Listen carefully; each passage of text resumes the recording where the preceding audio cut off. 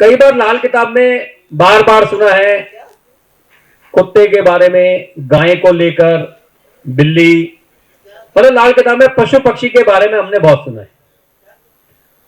तो ऐसे ही पशु पक्षियों के महत्व को लाल किताब से जो जोड़ा गया है, उसके लिए हमारे साथ हमारे मित्र बलदेव महाजन जी। बलदेव महाजन जी को मैं बुलाना चाहूंगा। वो हमें लाल किताब में पशु पक्षी के महत्व को बताएंगे। बहुत अच्छा विषय है।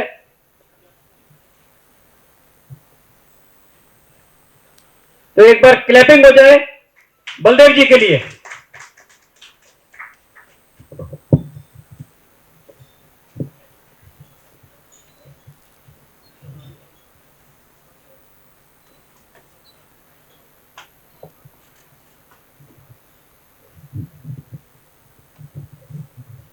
सबको नमस्कार।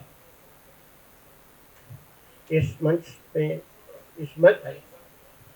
इस मंच से सबसे पहले मैं श्रद्धेय पंडित जी को प्रणाम करता हूँ, कुंवर जी को प्रणाम करता हूँ, दीपक जी को प्रणाम करता हूँ और उन सबसे ऊपर सभी लाल किताब के विद्यार्थियों को मैं प्रणाम करता हूँ। आज का जो मेरा विषय है वो पशु पक्षी का जो महत्व है लाल किताब में, उसके ऊपर मैं आपके सामने अपने विचार रखने जा रहा हूँ। दीपक जी की जो लाल किताब गोष्ठी पिछली बार हुई थी, लाल किताब गोष्ठी 1, उसमें भी मैंने यही विषय रखा था और दीपक जी के आग्रह पे दीपक जी ने कहा कि यहाँ पर नई गैदरिंग रहेगी, नए लोग रहेंगे, नए स्टूडेंट रहेंगे, तो आप पशु पक्षी के बारे में लाल किताब के ऊपर जो आपने पढ़ा है उसको शेयर करो। तो आज मैं आपके सामने पशु पक्षियों के बारे में तो बोलूँगा ही, लेकिन जो मेरा मेन विषय रहता है वो है गाय। जो गाय है वो लाल किताब पर कहाँ कहाँ हम लोग उसको उसका महत्व समझें और लाल किताब के उपाय में गाय की बहुत बड़ी भूमिका है, उस भूमिका के बारे में मैं आपके साथ बातचीत करने वाला हूँ। पिछली बारी जब मैंने अपनी बात शुरू की थी तो मैंने सबसे पहले गाय से ही शुरू किया था। तो मैंने एक छोटी सी मैं अपनी एक छोटी सी कहानी जो है गाय से संबंधित, वो उसको लेके मैं शुरू करता हूँ कि ये सबका मानना है कि जितने भी देवी देवता हैं हमारे, वो सब के सब गाय में बैठे। गाय माता ने सभी देवी देवताओं को स्थान दिया हुआ है। और जब ब्रह्मा जी ने गाय को ये जिम्मेवारी सौंपी कि सभी देवी देवता आपके अंदर रहें, तो सभी देवी देवता सभी देवी देवता एक एक करके गाय के अंदर जाने लगे। तो उस समय 2 ऐसे लोग थे जो गाय के शरीर में जाने से मना कर रहे थे। उसमें एक लक्ष्मी जी थी जिनकी सवारी उल्लू है, और एक गंगा जी थी। अब जब सभी देवी देवता गाय में चले गए तो लक्ष्मी जी अकेली रह गई। तो आप ये मान के चलिए कि एक घर के अंदर या इस हॉल के अंदर भी हम सब बैठे हैं तो हंस खेल रहे हैं, एक दूसरे से बात कर रहे हैं, लेकिन अगर अकेले रह जाएंगे तो शायद हमारा समय पास करना बड़ा मुश्किल हो जाएगा। तो लक्ष्मी जी को ये महसूस हुआ कि जब सारे ही वहाँ चले गए, मेरे पति वहाँ, मेरी बहनें वहाँ, मेरे परिवार के लोग वहाँ, तो फिर मैं गाय से बाहर क्यों हूँ। तो वो गाय के पास गई और उन्होंने गाय से निवेदन किया कि मुझे भी आप अपने साथ स्थान दो, अपने शरीर में स्थान दो। तो गाय माता ने कहा कि अब तो जगह भर गई है, नो वैकेंसी, अब तो फुल हो गया सब कुछ, सारे देवी देवता आ गए। पहले भी नहीं, कहीं तो मुझे रखो, आपकी इतनी रोए हैं, किसी एक रोए में मेरे को जगह दे दो। तो गाय माता ने कहा भी रोए में तो जितने ये जो जंगलों में हमारे ऋषि मुनि हैं ये सब जो है ना मेरी रोहों में है। तो मेरे पास जगह नहीं है, हाँ एक जगह है, वो शायद आपको पसंद ना हो, बोले नहीं आपकी कोई भी ऐसी जगह होगी मैं उसमें स्थान ग्रहण कर लूँगी। तो उन्होंने कहा कि देखो मेरे गोबर में जगह है, तो अगर आप चाहो तो मेरे गोबर में निवास कर सकती हो।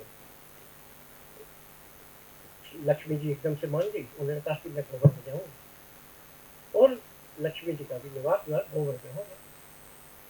अब गंगा जी, उनको भी पता लगा, सभी चले गए, मैं गया। तो गंगा जी अपने साथ सभी नदियों को लेके गाय के पास आई और कहने लगी कि हमको भी स्थान दे दो, हमको भी स्थान दे दो। तो गौ माता ने उनसे कहा कि अगर उनको गोबर में स्थान दिया है तो आपको मूत्र में, और वो मूत्र में आ गई। तो जितने हमारे 33 कोटि, देखिए पढ़ने में थोड़ी सी दिक्कत होती है, हम 33 करोड़ देवी देवता मानते हैं, 33 करोड़ देवी देवता नहीं, 33 कोटि के देवी देवता हैं और 33 प्रकार के देवी देवता हैं जो गाय के अंदर शामिल है। अब मैं जब लाल किताब पढ़ना शुरू किया तो मैंने कहा कि जब 33 कोटि देवी देवताएं गाय के अंदर है तो लाल किताब के उपायों में गाय कहाँ है, या ज्योतिष में गाय कहाँ है। मैंने अंक विज्ञान, अंक शास्त्र में देखा, कहीं गाय नहीं थी। मैंने केपी पढ़ी, केपी में कहीं गाय नहीं थी। मैंने कस्पल पढ़ा, कस्पल में कहीं गाय नहीं थी। मैंने वैदिक पढ़ा, वैदिक में कहीं गाय नहीं थी। मैंने केरलीय ज्योतिष पढ़ी, उसमें कहीं गाय नहीं थी। लेकिन मुझको किताबों में ढूंढते हुए, चाहे वो वेद थे, चाहे पुराण थे, चाहे वो हमारे और धार्मिक ग्रंथ थे, उन सबको पढ़ते पढ़ते जब मैं लाल किताब पे आया तो मुझे लाल किताब पे गाय मिली। और उस लाल, मैं पंडित जी का बहुत बहुत शुक्रिया करता हूँ कि जिस जमाने में ज्योतिष के उपायों में लाखों रुपए लोग खर्च करवा देते हैं, जोशी जी ने सिर्फ गाय को लेके अधिकांश उपाय कर दिए जिसमें कोई पैसा नहीं लगता।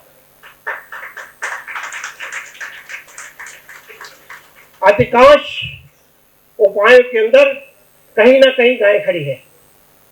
अगर आपके पास कहीं समझ नहीं आ रहा कि इसको हमने क्या रेमेडीज देनी है, आप उसको सिर्फ कहिए कि जाइए गौशाला में जाइए और गौशाला में जाके गाय को प्रणाम करके आ जाइए। 33 कोटि देवी देवताओं का एक साथ प्रणाम करेंगे, कोई तो आपको आशीर्वाद दे देगा। आप जाइए गौशाला में, आप गाय की सेवा कीजिए।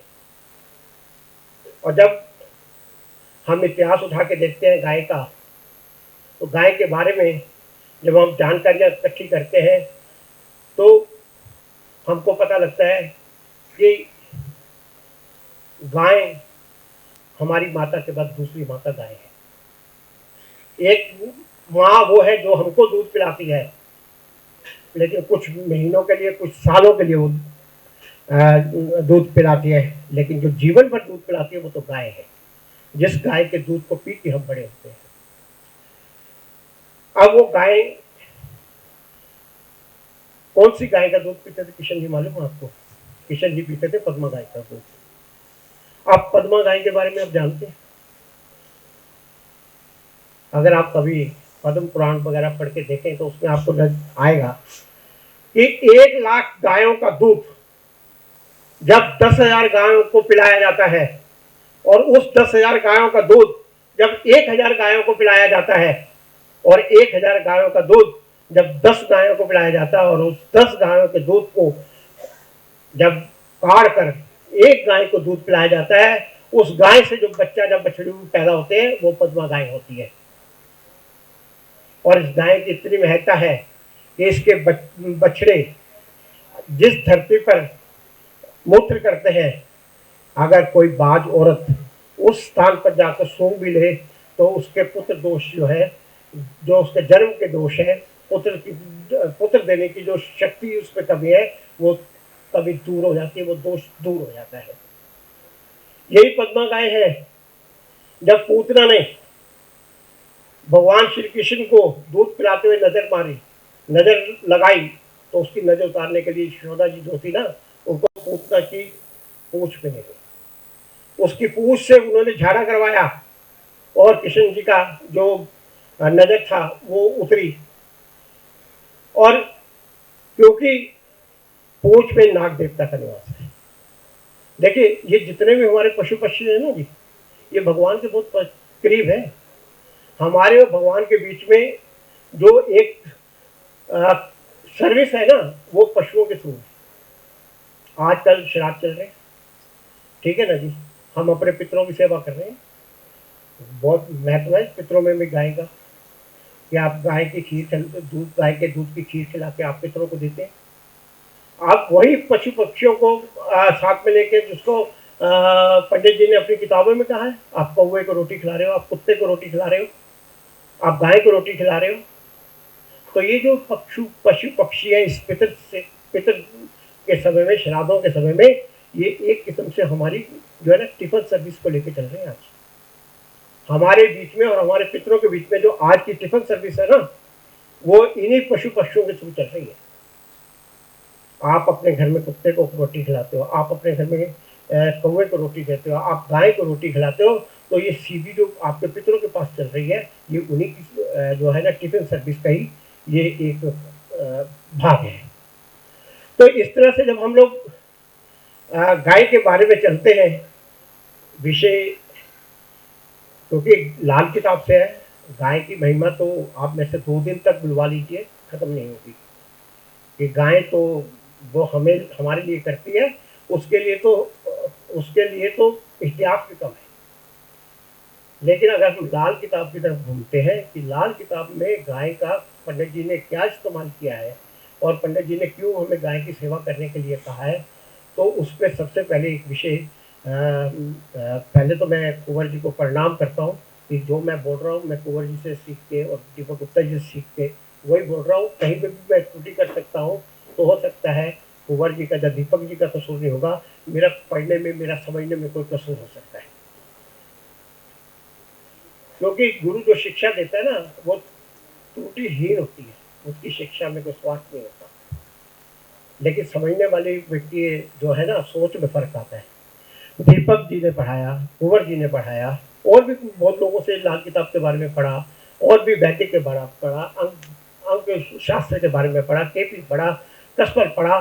तो इन सब में जिन्होंने पढ़ाया पूरी निष्ठा से पढ़ाया, लेकिन मैंने उतनी निष्ठा दिखाई कि नहीं दिखाई उसको पढ़ने के लिए, ये मेरा कसूर है।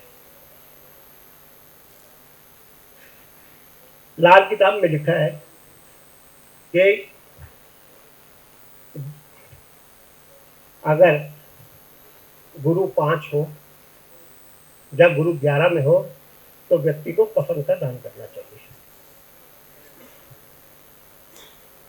अब मैंने जब इस विषय में सोचा, तो अभी वो मेघना जी कहाँ है? मेघना जी, हाँ, मेघना जी कहाँ है? अभी मेघना जी ने मेरे शनि 11 की बात की।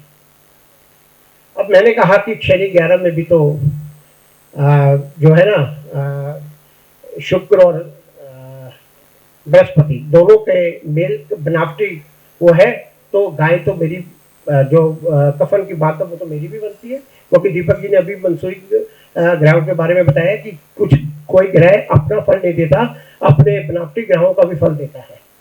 तो मैंने कहा कि ये गाय के माध्यम से मैं कैसे कफन दान कर सकता हूँ।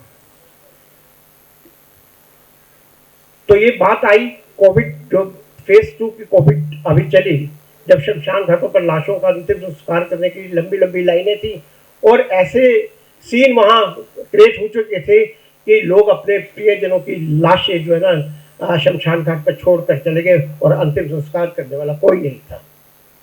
लाल किताब के उपायों में तो यहाँ देखिए कितना काम है। आप उस समय अगर आप कफन दान करते, तो आपके ये जो गुरु 5 और गुरु 11 को उपाय हो जाते। लेकिन मैंने एक और रास्ता निकाला।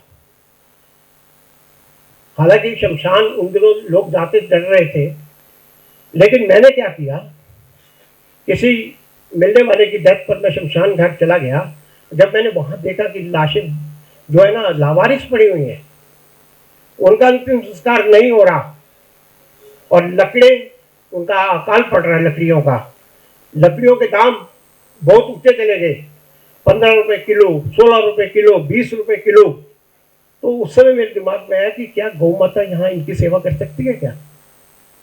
क्या हम गौ माता के माध्यम से कफन दान का जो हमारा उपाय है उसको कर सकते हैं कि नहीं? तो मेरे को ध्यान में आया कि एक मेरे मित्र है, वो गाय की गोबर की लकड़ी बनाते हैं। उनके पास एक छोटी सी मशीन है, वो गाय के गोबर और उसमें चारा मिक्स करके और उसमें एक गाय की लकड़ी बनाते हैं, और लकड़ी जो है वो उड़ के यहाँ से 4 रुपए किलो मिलती है, बाजार में 6 रुपए किलो मिलती है, और जो मेन लकड़ी है वो 18 रुपए 20 रुपए किलो मिल रही थी। तो मैंने अपने कफन दान के लिए मैंने दिल्ली के कम से कम 15 शमशान घाटों पर मैंने उस गोबर की लकड़ी की व्यवस्था की कि वहाँ पर मैंने उनसे बोला कि जो ये लावारिश लाशें पड़ी हैं आप उनको इसके साथ अंतिम संस्कार कीजिए।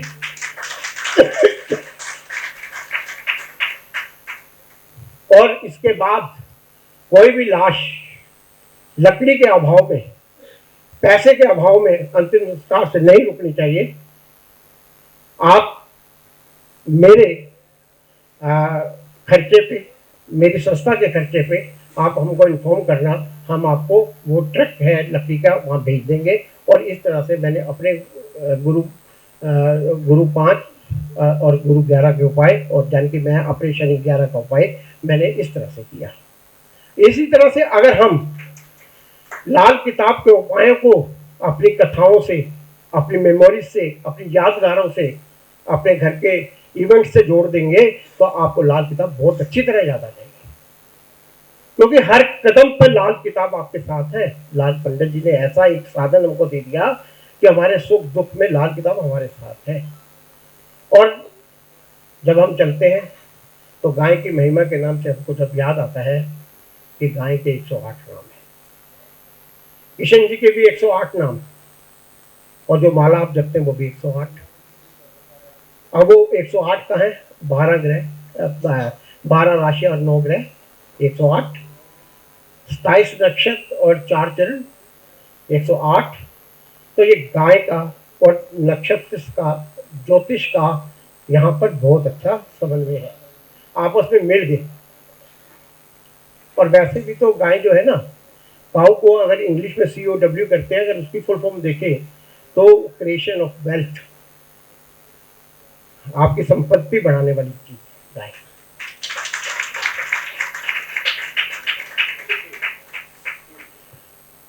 तो ये संपत्ति बढ़ाने वाली चीज है। इस गाय को हम उपाय में भी इस्तेमाल कर सकते हैं, अपने रोजगार में भी इस्तेमाल कर सकते हैं। विषय अलग है, सिर्फ ज्योतिष पे चर्चा करूंगा, समय की सीमा है। उस सीमा के अंदर पंडित जी ने जहाँ पर गाय के दूध दही की बातें की हैं, वहाँ पर हमको वो सारी चीज़ें गाय से ही मिलती हैं। अगर आप वैदिक में जाकर भी कोई नथ पहनते हैं ना जी, तो उस नथ को पहनने से पहले भी हमको दूध में उसको स्नान कराने की जरूरत पड़ती है। तो गाय और ग्रह, इन दोनों का बहुत तालमेल है। सूर्य केतु नाड़ी जिसमें सारे ग्रह हैं, सूर्य जो है उसकी जो किरणें हैं उससे गाय ऊर्जा लेती है, गाय के दूध में गोल्ड आता है, गाय का दूध पीला हो जाता है सूर्य के कारण। चंद्रमा उपायों के रूप में है, ठीक है ना जी। आप खीर बनाइए, दूध बनाइए, कहीं पे पंडित जी ने कहा है कि दूध उबले ना, नीचे ना गिरे, कहीं पे कहा है पंडित जी ने कि दूध बेचो ना, कहीं पे कहा है कि आप शुक्र की जब बात आती है तो शुक्र जो है, गाय तो खुद ही शुक्र है ना जी, शुक्र पत्नी भी है तो शुक्र गाय भी है। तो शुक्र के बारे में हम जितने उपाय करते हैं उसमें अधिकांश गाय के उपाय है।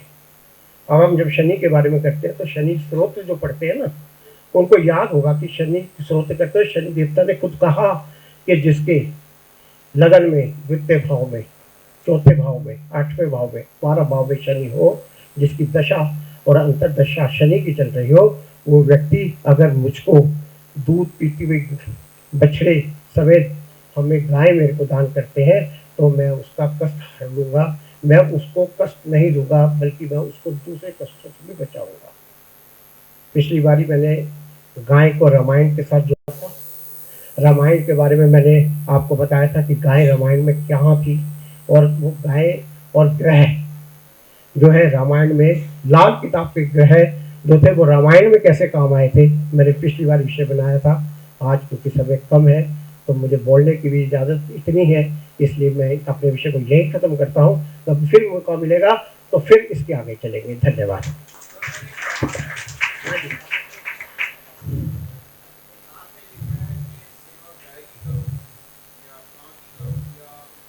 हाँ जी,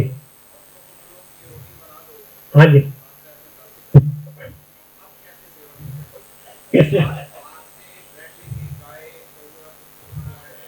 हाँ बैठिए, मैं आपकी बात का जवाब देता हूँ।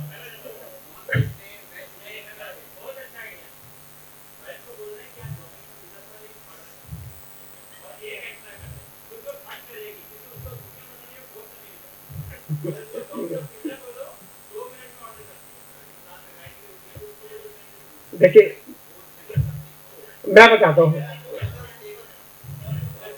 और एक मिनट मैं मन से इसका जवाब देता हूँ, मन से क्योंकि ये विषय मेरा है तो मुझसे मैं इसका जवाब देता हूँ। आप श्रीमती जी के ऊपर क्यों डिपेंड है?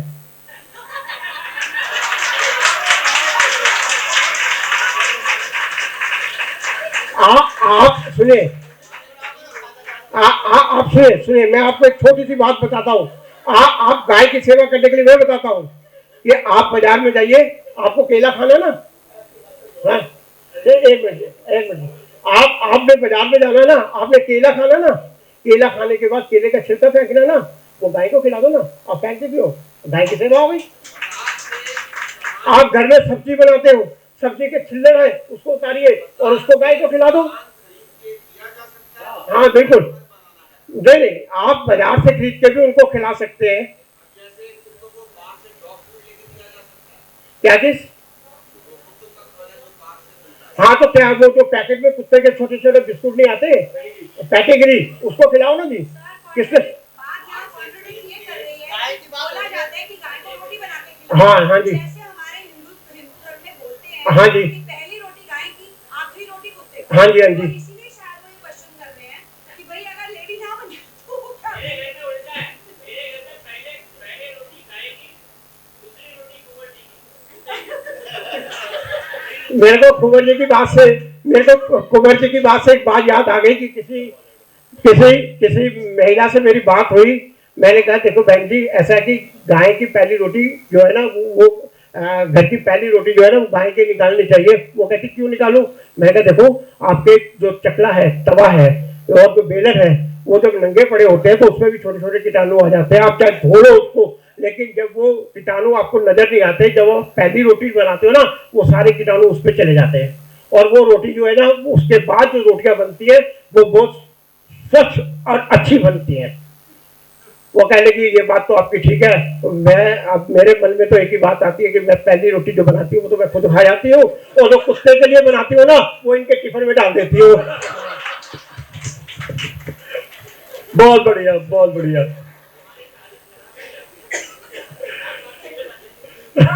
सही बात, सही बात।